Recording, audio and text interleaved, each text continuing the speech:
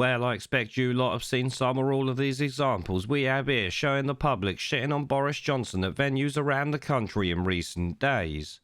We had it at the football darts championships and even a nightclub, which actually the nightclub one is pretty catchy. Anyway, the media of course are making this about Partygate, Wallpapergate and Owen Paterson, but I think it also includes restrictions on our lives, net zero and the open borders with France, letting endless boat wankers float across the channel every day.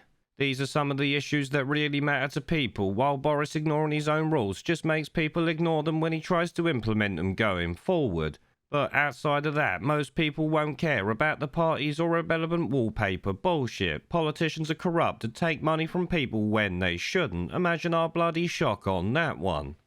Now though, hypocrisy from politicians is a good thing, as I've said before, because it shows the public they don't follow their own rules and they're not as scared as they try to make out that we should be. The parties are an example of that, but public sentiment against Boris, including from his own core supporters, has been evaporating like a fart in a wind for months, as I've said before.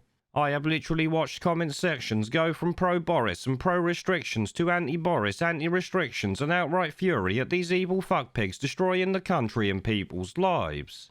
The situation in Dover with boat wankers being picked up by the border force was enough to send many core Tory voters against Boris and the rest of them. All of this shit that's gone on since is compounding it more and more every day. At this point, no, I think it's far too late for Boris and even maybe the Tory party, outside of some radical shift in direction that I can't see happening in all honesty. At the end of the day, public perception is in the toilet among their own supporters before we even get into factional politics or anything like that. And actually, since the party machine has done nothing to stop it, the party as a whole is tarnished from what I've heard, you know, from the people who usually bother voting Tory. At the end of the day, we can all piss and whine and say what we like, but since we don't really vote for the Tories, we're not the ones that are gonna matter to them. When they're looking for legitimacy, the people that go and sign on the dotted line for them are the ones that they really care about at the end of the day. The ministers might not, but the lowly MP sitting on the back bench who don't know his arsehole from his earhole, he certainly does.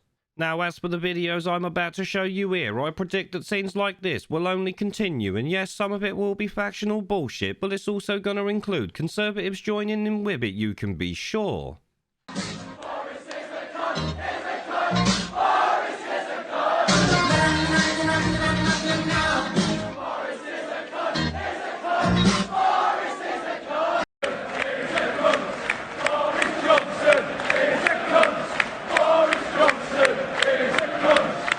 There is a pattern consistent throughout history of oppressed people turning on the oppressors, slaves against their owners, the peasantry against the feudal barons, colonies, Mr. Verhofstadt, against their empires, and that is why Britain is leaving. And it doesn't matter which language you use, we are going and we are glad to be going. We're off.